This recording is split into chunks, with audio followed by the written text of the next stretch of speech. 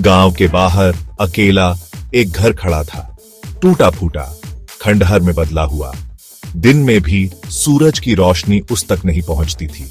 कहते थे वहां बुरी आत्मा का साया है। रात को अजीब आवाजें आती थीं। गांव वाले डरते थे, कोई उस घर के पास नहीं जाता था। सूरज डूबते ही डर का साया घर पर मंडराने लगता था। हवा में सीटी बजती, जैसे कोई रो रहा हो। पत्तियां सरसर की आवाज करती, मानो फुसफुसा रही हो। गांव वाले अपने घरों में दुबके रहते, अंधेरे में डर के साए से घिरे हुए।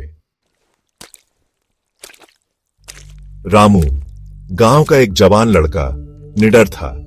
उसने भूतों की कहानियां सुनी थीं, लेकिन कभी नहीं डरा। एक रात उसने फैसला किया, वह उस वीरान घर का रहस्य सुलझाएगा।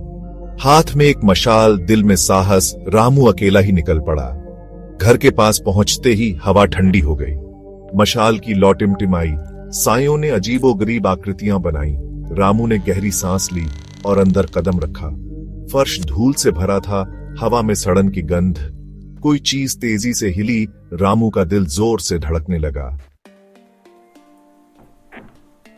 मशाल की रोशनी एक कोने में पड़ी टूटी गुड़िया पर पड़ी। अचानक गुड़िया का सिर घूमा, उसकी आंखें चमक उठी, लाल, खूनी लाल। रामू एक कदम पीछे हटा, उसकी सांसें तेज हो गईं। क्या यह उसकी कल्पना थी?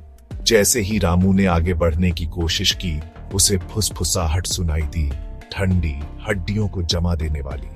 जाओ यहां से, भागो। आवाज हवा में गूंज रही थी। रामू की रीढ़ की हड्डी में सिहरन दौड़ गई। वह जानता था उसे यहां से जाना चाहिए।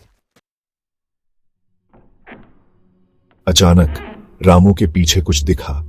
एक सफेद साड़ी में एक महिला, उसके लंबे काले बाल उसके चेहरे पर बिखरे हुए थे। धीरे धीरे उसने अपना चेहरा घुमाया।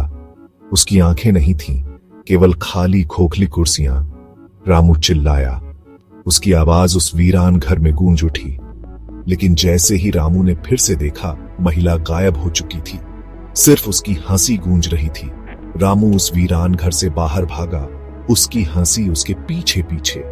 अगली सुबह गांव वाले रामू को घर के बाहर बेहोश पाते हैं। उसने जो देखा वह किसी को नहीं बताया, लेकिन डर उसके चेहरे पर हमेशा के लिए अंकित हो गया।